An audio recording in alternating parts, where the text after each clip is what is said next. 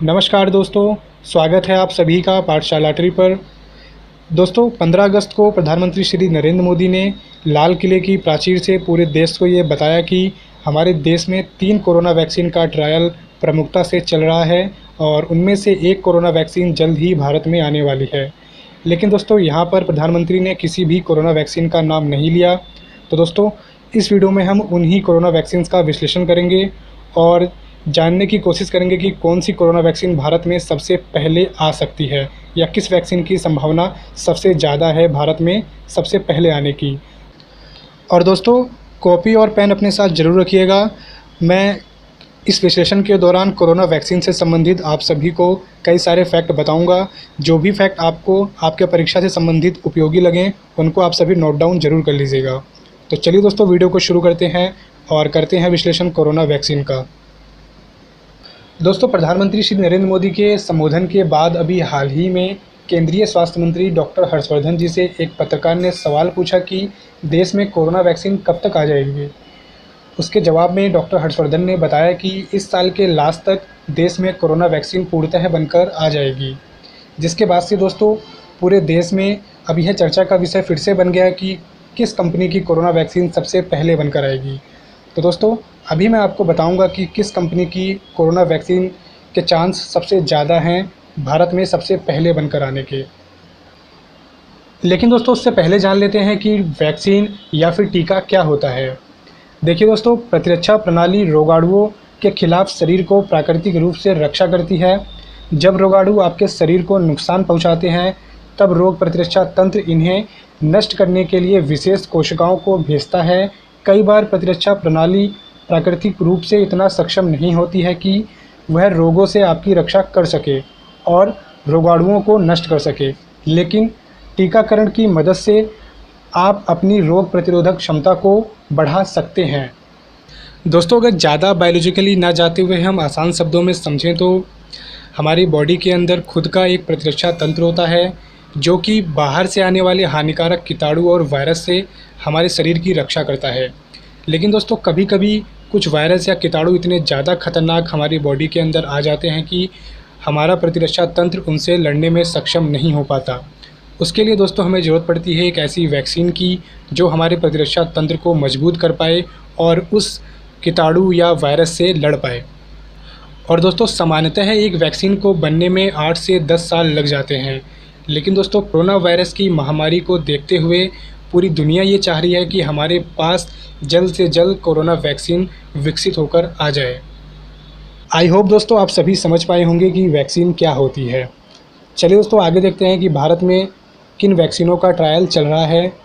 तो दोस्तों इनमें पहली वैक्सीन है चैडॉक्स 1। देखिए दोस्तों ऑक्सफोर्ड यूनिवर्सिटी की वैक्सीन का नाम है चैडॉक्स 1 और इसका अन्य नाम है कोविशील्ड। दोस्तों यहाँ कन्फ्यूज़ मत होइएगा, ये एक ही वैक्सीन के 2 नाम हैं। देखिए दोस्तों भारत में इस वैक्सीन को चैडॉक्स 1 के नाम से बेचा जाएगा और अन्य देशों में इसको कोविशील्ड के नाम से बेचा जाएगा। आगे देखते हैं दोस्तों, स्वीडन की फार्मा कंपनी एस्ट्राजेनेका और ऑक्सफोर्ड यूनिवर्सिटी मिलकर इस वैक्सीन का निर्माण कर रहे हैं। यानी कि दोस्तों इस वैक्सीन को विकसित करने में 2 संगठन एक साथ काम कर रहे हैं, एस्ट्राजेनेका और ऑक्सफोर्ड यूनिवर्सिटी। भारत के सीरम इंस्टीट्यूट ऑफ इंडिया को भारत में इस वैक्सीन का ट्रायल करने की परमिशन मिल चुकी है। सीरम इंस्टीट्यूट ऑफ इंडिया के ही द्वारा एस्ट्राजेनेका और ऑक्सफोर्ड वैक्सीन के सफल हो जाने के बाद प्रोडक्शन का काम किया जाएगा। सीरम इंस्टीट्यूट ऑफ इंडिया दुनिया में सबसे ज़्यादा सस्ती दवाइयाँ व वैक्सीन के लिए विख्यात है। दोस्तों यहाँ पर यह बात बहुत ही इम्पोर्टेंट है कि दुनिया की 2 सर्वश्रेष्ठ संस्थान ऑक्सफोर्ड यूनिवर्सिटी और एस्ट्राजेनेका ने भारत के सीरम इंस्टीट्यूट ऑफ इंडिया को पहले से ही कहा हुआ है कि हमारी कोरोना वैक्सीन विकसित हो जाने के बाद उसका प्रोडक्शन आप ही करेंगे। और दोस्तों दुनिया में लगभग 120 देश कोरोना वैक्सीन का परीक्षण कर रहे हैं। और दोस्तों दुनिया के सभी देशों को भारत से ये उम्मीद है कि पूरी दुनिया में भारत ही एक ऐसा देश है जो पूरी दुनिया को सबसे सस्ती वैक्सीन उपलब्ध करवा सकता है, खास करके भारत का सीरम इंस्टीट्यूट ऑफ इंडिया। दोस्तों यह चीज़ दिखाती है भारत की प्रतिष्ठा को और काबिलियत सीरम इंस्टीट्यूट ऑफ इंडिया की। तो चलिए दोस्तों जानते हैं सीरम इंस्टीट्यूट ऑफ इंडिया के बारे में कुछ और जानकारियाँ। दोस्तों इसकी स्थापना 1966 में हुई थी और इसके फाउंडर थे साइरस एस पूनेवाला और इसके वर्तमान में चीफ एग्जीक्यूटिव ऑफिसर हैं आधार पूनेवाला और इसका हेडक्वार्टर है पुणे में। चलिए दोस्तों जानते हैं अगली कोरोना वैक्सीन के बारे में, जिसका नाम है जाइकोव डी। दोस्तों इसका निर्माण कैंडिला हेल्थ केयर लिमिटेड, जिसे हम जाइडस कैंडिला के नाम से भी जानते हैं, वो कर रही है। और दोस्तों Cadila health care limited Bharat में प्रतिष्ठित कंपनी है जो दवाई और वैक्सीन का निर्माण करती है।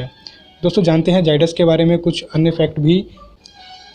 इसकी स्थापना 1952 में हुई थी और इसके फाउंडर थे रमन भाई पटेल और वर्तमान में इसके चेयरमैन हैं पंकज आर पटेल और इसका हेडक्वार्टर है अहमदाबाद, गुजरात में।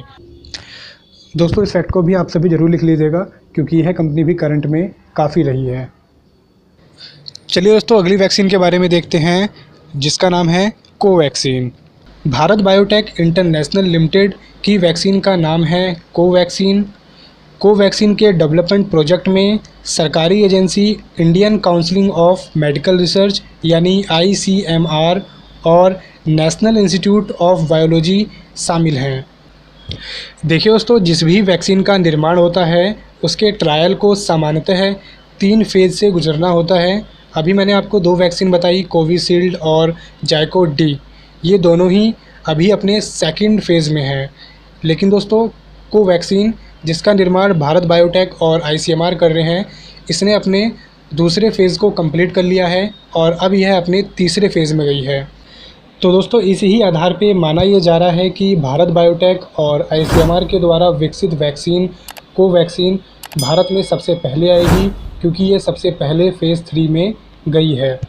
तो दोस्तों आई होप आप सभी भी अनुमान लगा पाए होंगे कि कौन सी वैक्सीन भारत में सबसे पहले आएगी। अभी दोस्तों वीडियो ख़त्म नहीं हुई है, अभी हम जानेंगे रूस की वैक्सीन के बारे में भी, जो कि अभी हाल ही में बहुत ज़्यादा चर्चाओं में रही थी और रूस ने दावा किया था कि उसने कोरोना की वैक्सीन विकसित कर ली है। लेकिन दोस्तों उससे पहले जानते हैं ICMR के बारे में। देखिए दोस्तों, भारत में जितनी भी दवाइयाँ या फिर वैक्सीन बनती हैं उन सभी की रिसर्च पर कंट्रोल रखती है ICMR और उन सभी के साथ मिलकर रिसर्च में सहयोग प्रदान करवाती है। और दोस्तों ICMR की स्थापना 1911 में IRFA के नाम से हुई थी और 1949 में इसका नाम बदलकर ICMR कर दिया गया था। यानी कि दोस्तों 1949 में इसका नाम IRFA से बदलकर ICMR कर दिया गया था। और दोस्तों ये एक गवर्नमेंट ऑर्गेनाइजेशन है और इसके वर्तमान में डायरेक्टर जनरल हैं बलराम भार्गव और यह ministry of health and family welfare के अधीन आता है और इसका हेडक्वार्टर है न्यू दिल्ली में। चलिए दोस्तों अब जानते हैं रूस की वैक्सीन के बारे में। दोस्तों रूस के द्वारा बनाई गई वैक्सीन का नाम है स्पुतनिक V। दोस्तों यहाँ पर मैं बनाई गई शब्द का यूज़ इसलिए कर रहा हूँ क्योंकि अभी हाल ही में रूस के राष्ट्रपति ने ये दावा किया था कि उन्होंने इस वैक्सीन को विकसित कर लिया है। इस मुद्दे पर दोस्तों अभी हम बाद में आएंगे, पहले हम थोड़ा इस वैक्सीन के बारे में जान लेते हैं। दोस्तों इसका निर्माण गैम्लेया रिसर्च ऑफ इंस्टीट्यूट और रसिया डिफेंस मिनिस्ट्री ने किया है। इसका नाम दुनिया के पहले उपग्रह स्पुतनिक के नाम पर रखा गया है, जो कि रूस के द्वारा अंतरिक्ष में भेजा गया था। देखिए दोस्तों, रूस ने यहाँ पर एक गजब का गेम खेला है। रूस ने दुनिया में सबसे पहले उपग्रह लॉन्च किया था अंतरिक्ष में और उसके बाद रूस अब ये चाह रहा है कि हम पूरी दुनिया को सबसे पहले कोरोना वैक्सीन दें। यानी कि रूस यहाँ पर भी खुद को महारथी साबित करना चाहता है कि हमने जिस तरह से दुनिया को पहला उपग्रह लॉन्च करके दिखाया था, उसी तरह से हमने दुनिया को पहली कोरोना वैक्सीन दी है। और दोस्तों रूस इस वैक्सीन को लेके इतनी ज़्यादा जल्दबाजी में है कि उसने दूसरे फेज़ के आंकड़ों को तो जारी किया, लेकिन तीसरे फेज़ के आंकड़ों को किसी को नहीं बताया। और दोस्तों पूरी दुनिया को रूस की इस वैक्सीन पर थोड़ा विश्वास कम है और WHO ने भी कहा है कि रूस ने इस वैक्सीन का निर्माण हमारी गाइडलाइन के अनुरूप नहीं किया है। और रूस वहीं कह रहा है कि हमने सेकंड फेज़ के बाद थर्ड फेज़ में भी इस वैक्सीन का ट्रायल किया है, लेकिन रूस ने उसके आंकड़े किसी को दिए नहीं हैं और इस वैक्सीन को प्रोडक्शन के लिए भेज दिया है। और रूस का मानना है कि नवंबर तक वो इस वैक्सीन को मार्केट में उतार देगा। आई होप दोस्तों आप समझ पाए होंगे रूस की स्पुतनिक 5 के बारे में भी। दोस्तों आज की इस वीडियो में बस इतना ही। दोस्तों आज का हमारा यह विश्लेषण आप सभी को कैसा लगा हमें कमेंट करके ज़रूर बताइएगा और दोस्तों वीडियो को शेयर ज़रूर करिएगा जिससे कि हमारा यह विश्लेषण और भी लोगों तक पहुँच पाए। और दोस्तों, यदि आपने अभी तक हमारे चैनल को सब्सक्राइब नहीं किया है तो चैनल को सब्सक्राइब कर लीजिए और बेल आइकन को भी प्रेस कर दीजिएगा, जिससे कि हमारी आने वाली अगली वीडियोस आप तक सबसे पहले पहुंच पाएँ। और दोस्तों, मैं अपनी इस वीडियो का पूरा कंटेंट अपने टेलीग्राम ग्रुप पाठशाला ट्री ऑफिशियल पर शेयर कर दूंगा। आप सभी वहां से यह पूरा कंटेंट डाउनलोड कर सकते हैं। तो चलिए दोस्तों, मिलते हैं अगली वीडियो में। तब तक के लिए टेक केयर, बाय बाय।